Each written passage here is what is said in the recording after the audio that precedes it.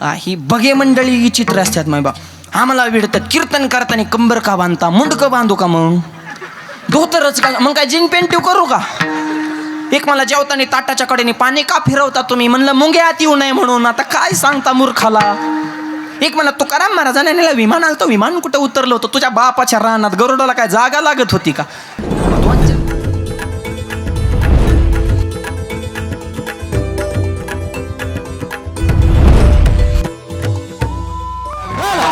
खऱ्याला किंमत राहिली का नाही सगळं खऱ्याचं पटांगण झाले अहो त्या जपानमध्ये चोर पकडा मशीनाला एका तासात 500 चोर सापडलं चोर पकडा मशीन अमेरिकेत नेलं एका तासात 2000 चोर सापडलं चोर पकडा मशीन भारतात आणलं अर्ध्या तासात मशीन चोरीला गेलो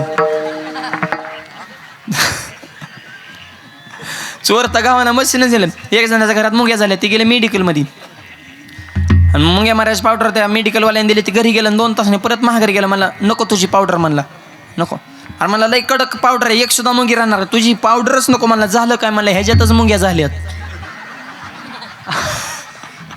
त्या मुंग्या मारायची पावडर मध्येच मुंग्याने मुक्काम केला तर घरातल्या मरत्यान का वाढत्यान एक जणाच्या घरात माशा झाल्या ती गेलं बाजारात एक जण माशा मारायची पावडर का बसलं तर फक्त 2 रुपयाला पुढे माशा मारायची पावडर जीच लोक दाहवल्यात म्हणता मरणाच्या पुढे खपल्या हो 2 रुपयाला पुढे माशा मारायची पावडर 2 रुपयाला पुढे माशा मारायची भरपूर पुढे खपल्या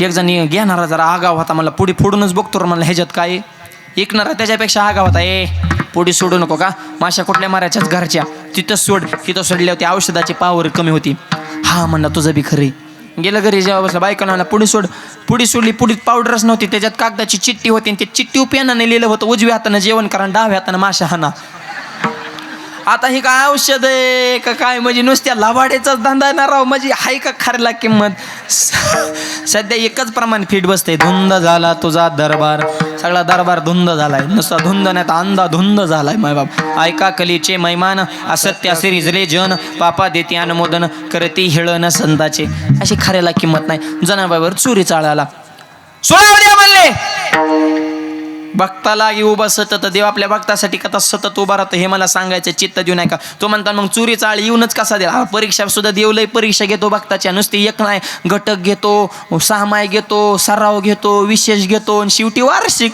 जनाबाईची वार्षिक परीक्षा होती सुळाव देण्याची शेवटची आणि मग पंढरपुरात चर्चा म्हणली हा लय गौऱ्या इठ्ठल बोलल्या देव दळायला आला ना आता चोरी केली घ्या शिक्षा म्हणली ही गावात ही असले नमुने असतात ना ही बघे हा ह्यांना दुसऱ्याचं वाटोळ झालं इतकीच मजा वाटते ना अरा तसल्यांची संख्या झाली जास्त आणि ती पहिल्यापासूनच बरं का आता नाही आता बी लई तसली परवा मला एक भेटला मला माऊली कुठे आज खेळ अरे खेळ म्हणजे आम्ही काय लुडो खेळतोय का ऑनलाईन रमी लावली का जुगार खेळतोय का मटका खेळतोय सहजच बोलतात कीर्तनाला खेळ म्हणतात ती म्हणजे लय कायकांच्या जीवच ताब्यात नसते गपकून बोलतात म्हणून मोठ्या माणसाच्या घरी जेवायला गेलो आणि सासरा माझ्या ताटापाशी बसला सुन मला दम टाकायचा वाढ महाराजाला चपाती वाढ भात वाढ गुलाबजाम वाढ भाजी वाढ पापड ती म्हणली खाऊन द्या महाराजाला महाराज बारकेत दम घ्यायला टाकता तुम्ही तू ग बस वाढ महाराजाला त्यांना काय असलं दुसरीकडे खायला मिळतंय का अरे भिकारी इतकं काय आम्ही म्हणजे त्यांच्या विमानात काय नसतं पण गपकून बोलून जाते त्यांची जीभ ताब्यात नसती हो तसं काय कायचं असतं हे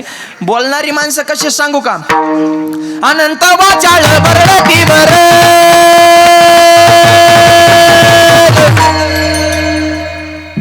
अनंत वाचाळ बरळती बर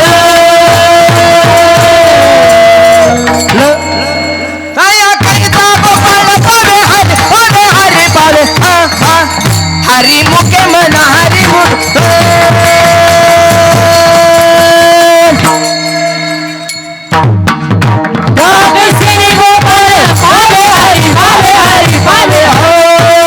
हरी मुके मना हरी मुके हरी मुके मना अनंत वाचाळ बरळ ती बरळ सध्या एक नवीन पदवी आली वाचाळवीर हा फक्त गावचं कुटानं करणे पाराव बसून ह्याचं असं झालं अरे तुझं बघ ना अक्का खाकना झाला ना तुझा लोकातच कवर बघतो अमेरिकेत ही चालले जपान मध्ये रानात गावात उगवलंय ती काढ अमेरिकन जपान बघायला लय माणसं त्या लेवलची तू बघ तुझ्या रानात काय चाललंय घरात काय चाललंय ती राहिलं लांब नुसतं जगात काय चाललंय ही बघे मंडळी ही चित्र असतात माय बाप आम्हाला विडतात कीर्तन करताना कंबर का बांधता मुंडकं बांधू का मग धोतरच का मग काय जीन पेंटिव करू का एक मला जेवताना ताटाच्या कडेने पाणी का फिरवता तुम्ही? म्हणलं मुंग्या आत येऊ नये म्हणून. आता काय सांगता मूर्खाला. एक मला तुकाराम महाराजांनी नेलं विमान आलं, विमान कुठं उतरलं होतं? तुझ्या बापाच्या रानात. गरुडाला काय जागा लागत होती का? 2-4 पुस्तक वाचायचे आणि आमच्यापासून टूर टूर करायचं. तू आमचा मालक झाला का ना? आम्ही काय तुझे नौकर आहेत का तुझ्या प्रश्नाची उत्तर द्यायला? एका गावात कीर्तन झालं, माझा कीर्तनात विषय झाला शुद्ध बीजा पोटी फळे रसाळ घुमटे. जसं पेराल तसंच उगवतं. काय चुकलं माझं? कीर्तन संपल्या मला भेटला, म्हणलं तुमचं चुकलं. काय झालं? मला पेराल तसं उगवतच नाही. मला कसं काय?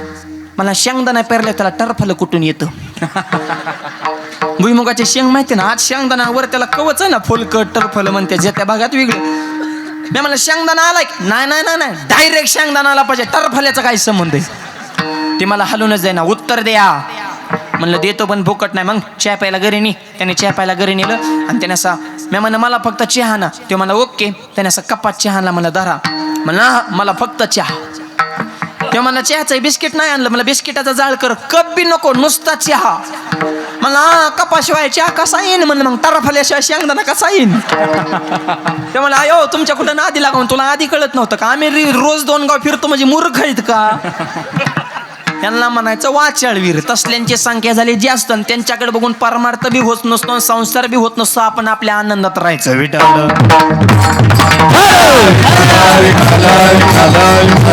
जनाबाईच्या बाबतीत अख्ख्या पंढरपुरात चर्चा. जनाबाईनं चोरी केली. वारकरी होते ते जनाबाईचं समर्थन करत होते. विरोधक होते त्यांना मजा वाटत होती. बोल नका. चंद्रभागेच्या वाळवंटामध्ये सूळ रचला. दे सुळा म्हणले. जनाबाईला सुळाकड पंढरपूरच्या वाळवंटाकडे चालवले. भक्ता लागी उभा सतत. भक्तासाठी देव कसा उभा राहतो. आणि सुळाच्या जवळ नेल्या म्हणजे थांबा, तुमची शेवटची इच्छा काय? शेवटची इच्छा विचारतात बरं का. एक जणाला फाशीची शिक्षा झाली. त्याला विचारलं तुझी शेवटची इच्छा काय? ते मला माझी शेवटची इच्छा एकच आहे, फाशी देताना माझा मुंडकं खाली करा आणि पाय वर करा. आता नुसतं तुझं पाय आवळून तू मरशील का? तुझं नरड दाबावं लागेल ना. म्हणजे शेवटची इच्छा सुद्धा त्यांच्या तत्वातच बसली पाहिजे. काय मग तर माणूस म्हणे माझी शेवटची इच्छा मला घरी सोडून द्या, असं जमन का? नाही, त्यांच्या लिस्टमध्येच बसली पाहिजे शेवटची इच्छा. जनाबाईला विचारला बोला म्हणजे तुमची शेवटची इच्छा काय? जनाबाईने सांगितलं माझी शेवटची इच्छा एकच आहे, ज्या पांडुरंगामुळे मला सुळाव जाण्याची वेळ आली त्या पांडुरंगाचं सगळ्यांनी भजन करा. अरे काय देवावर प्रेम असन, देह जावातवा राहून पांडुरंगे दृढ भाव, निष्ठावंत भाव भक्ताचा स्वधर्म. जनाबाई म्हणले जगले तरी पांडुरंगाची, मेले तरी पांडुरंगाचीच म्हणून मरण, पण माझी निष्ठा बदलू देणार नाही. कारण माझ्या बापाच्या सगळ्यांनी भजन. देवाच्या डोळ्यात पाण्याला देवाने ओळखलं. माझी जणी परीक्षेत 5 झाली, 100 पैकी 100 मार्क. एवढी प्रसंग आणि एवढी वेळ आणली तरी माझ्याची निष्ठा कमी होत नाही. अजून काय अपेक्षा आहे माझी भक्ताकडून? देवानं विठ्ठल उडीत टाकले ना, अशी चुटकी वाजवली, जाग्यावर सुळाचं पाणी केलं. सुळाव जाताना जनाबाईला भीती वाटली? नाही वाटली. का नाही वाटली? आता भय नाही ऐसे वाटे दिवा, आता भय नाही ऐसे वाटे दिवा, भय नाही ऐसे वाटे दिवा, आता भय नाही ऐसे वाटे दिवा, आता भय नाही ऐसे वाटे जीवा इको द्या, आता भय नाही ऐसे वाटे जीवा, आता भय नाही ऐसे वाटे दिवा, आता भय नाही ऐसे वाटे दिवा. घडलिया सेवा समर्थाची, घडलिया सेवा समर्थाची, घडलिया सेवा समर्थाची, आता माझ्या मने धरावा निर्धार, आता माझ्या मने धरावा निर्धार.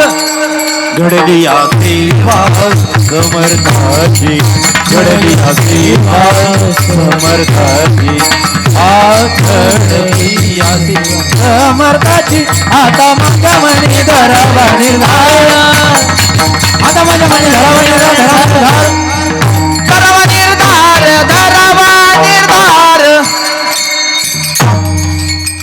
आता भय नाही आयुष्य वाटे जीवा, आता मला भीती वाटत नाही, काळजी वाटत नाही, चिंता वाटत नाही. का? आमची सेवा घडली आणि माझा देव माझ्यासाठी येणार हे मला विश्वास आहे. असा जनाबाईचा विश्वास होता मायबाप. आणि आपल्या भक्तासाठी देव सतत उभा राहतो, भक्ता लागी उभा सतत. तसं नाथ महाराज म्हणतात. दत्त महाराजांच्या विषयी माझा अनुभव आहे. भक्ताच्या संकटात हा देव धावून जातो. वारकऱ्याने नाथ महाराजांना प्रश्न, महाराज दुसऱ्याचं सांगू नका.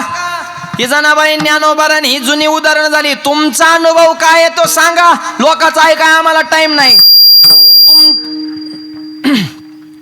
तुमच्याविषयी नाथ महाराजांना विचारलं, तुमच्या विषयी दत्त महाराजांचा तुमचा अनुभव सांगा. भक्तासाठी देव येतो हे ठीक आहे, पण दत्त महाराजांनी तुमच्यासाठी काय केलं हे सांगा आम्हाला. त्यावेळेस नाथ महाराजांनी सांगितलं, ऐक राजा, माझ्या घरी पांडुरंग परमात्मा पाणी भरतो बरं का. नाथ महाराजांच्या घरी कोण कोण कामाला होतं ऐका. श्रीमंत संत उगच म्हणत नाहीत, देव पाणी भरत होता.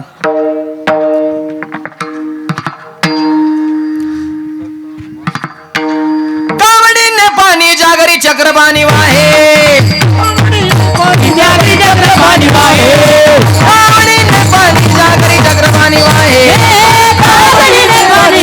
चक्र पाणी वाहे, अनन्य भक्ती भावे नीळवंतिकांचे पालन, अनन्य भक्ती भावे नीळवंतिकांचे पाये,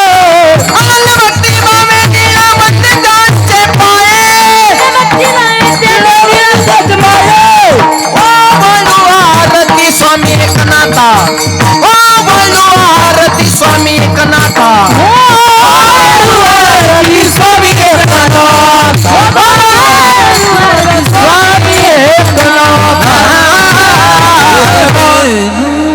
देव पाणी भरतो बर का. पांडुरंग परमात्मा पैठणला लक्ष्मी झाडं घेऊन सारवायला, सडा टाकाय, रिद्धी सिद्धी रांगोळी काढायला मोठी मोठी माणसं नाथ महाराजांनी कामाला लावली. दत्त महाराजांना एक दिवशी करमानानं पांडुरंगाला फोन केला. म्हणले, हॅलो कुणीकडे? म्हणले, हाय. म्हणले, पैठणला. म्हणले, काय करताय? पाणी भरतो. म्हणलं, तुम्ही भक्ताच्या घरी? म्हणले, आमच्या तर परंपरेतल्या जवळची माणसं आहेत ती, आणि आमच्या आधी तुम्ही वशीला लावला काय तिथं काम करायचा? म्हणले, तुम्ही काय काय कामं करता? म्हणले, मी काय कामं करतो सांगू का? मी विणा घेऊन नाचतो कीर्तनात, नाथ महाराज पूजेला बसले की गंधी उघडून देतो आणि पाणी बी भरतो. मग दत्त महाराजांनी विचारलं, सगळी कामं बुकिंग झाले ते मग त्यांच्या दारात रखवालदार कोण आहे का?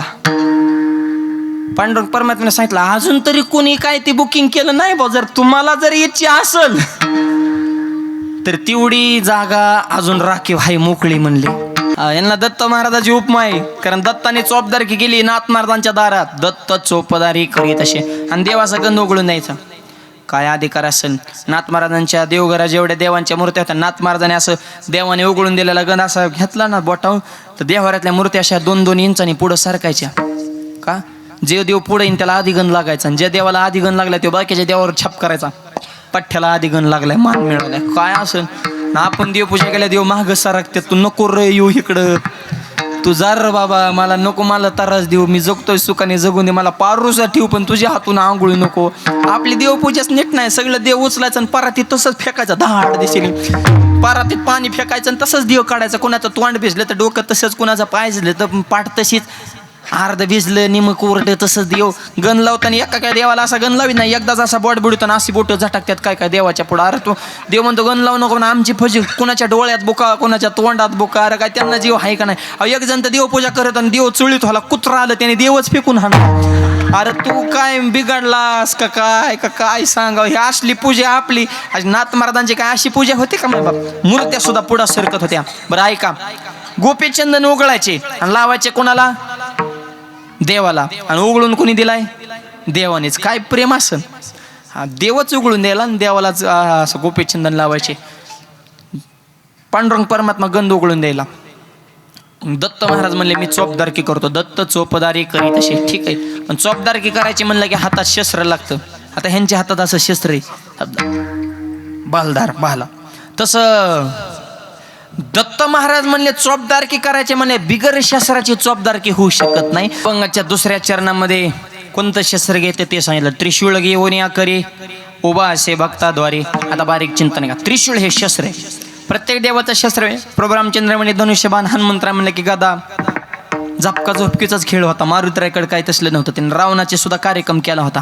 हा, दुसऱ्याच्या गावात गेलं माणसं डिरिंग करणार, गप बसतात, नको रे गाव दुसऱ्याचं लय हानत्यानं आपल्याला येड्यावानी करायला ग. पण हे वाघ असा झाला, दुसऱ्याच्या गावात जाऊन तिथल्या मालकाची दाढीच जाळली. हनुमंत महाबली दाढी रावणाचे, दाढी जाळली, मिशा जाळल्या, गावं जाळलं, जाळलेली लंका धन्य धन्य म्हणे तुका. गदा हे शस्त्र आहे, ह्यांच्याकडे त्रिशूळ आहे. प्रत्येक देवाचं शस्त्र वेगळं आहे. छत्रपती म्हणलं की तलवार, प्रत्येक देवाचं शस्त्र वेगळे. आणि मग त्रिशूळ शस्त्र का घेतलं बुवा? तर ऐका, शस्त्र म्हणलं की देव आणि शास्त्र म्हणलं की संत. दोन बाजू सांगतो. देव हा शस्त्राशिवाय शोभून दिसत नाही आणि संत शास्त्राशिवाय शोभून दिसत नाही. शास्त्र ज्याच्या जीवनात आहे तो संत, शस्त्र ज्याच्याकडे तो देव. तो म्हणतात मग शास्त्र महत्वाचं का शस्त्र महत्वाचं? तर शस्त्र टिकवण्यासाठी शास्त्र पाहिजे आणि शास्त्र टिकवण्यासाठी शस्त्र पाहिजे.